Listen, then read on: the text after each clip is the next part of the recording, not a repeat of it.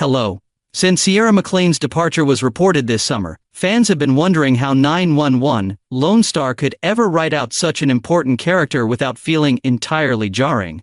On Monday's fifth and final season premiere of the procedural, Grace disclosed that she had left home to assist with Mercy Ships, a faith-based organization that performs life-saving surgery all over the world. Before you Google, yes, this is a real group. According to Judd, Mercy Ships delivered a presentation at the Writers' Church, and Grace was compelled to join them after hearing about the suffering of forgotten orphans.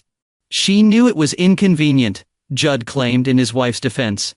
She knew it was terrible timing. But she felt God's touch. I can still see her face from that day. Her eyes were filled with tears. You know, not only are there tears, but there is also fire. And I've never loved her more than I did in that moment. Terrible timing would be an understatement. Not only do Judd and Grace have a 2-year-old daughter at home, one of whom Judd is now raising alone, but Wyatt, Judd's adult son from a previous relationship, was just paralyzed in a biking accident, making this a very hectic time for their entire family.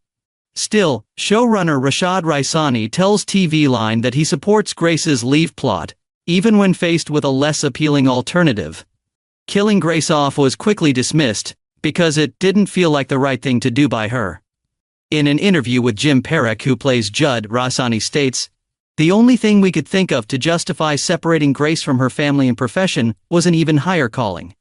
God was the only entity in Grace's world that could respond." Raisani understands that not everyone will support Grace's divisive decision. "People are free to express their emotions about it," he continues, "but we did everything we could to preserve her character."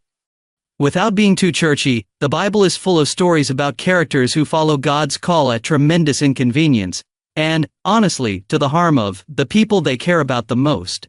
Raisani admits that McLean's departure rocked the boat a little, as at least 4 season 5 episodes had already been completed, but it also provided an intriguing challenge. "I have often found that out of great crisis comes great opportunity," he says, noting that Judd's plot has become more complicated as a result of his wife's absence. Judd doesn't have his job, he doesn't have his son, and now he doesn't have his wife, so it puts him into a deeper place of isolation, explains Raisani. You'll notice that as the season progresses, it generates this huge complexity for Judd. On the one hand, he admires and loves his wife. But a rising sense of irritation and certain uncomfortable thoughts he doesn't want to confess to himself will begin to emerge.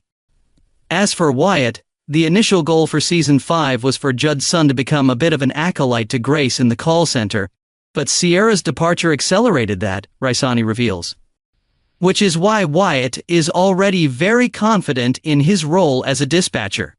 Despite the fact that he's been taught by the best, we'll see Wyatt waffle but never crumble under pressure several times this season.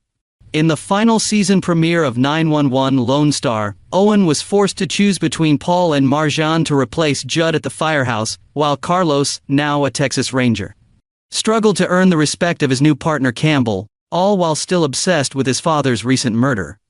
Okay, let's talk. How do you feel about Grace's exit story?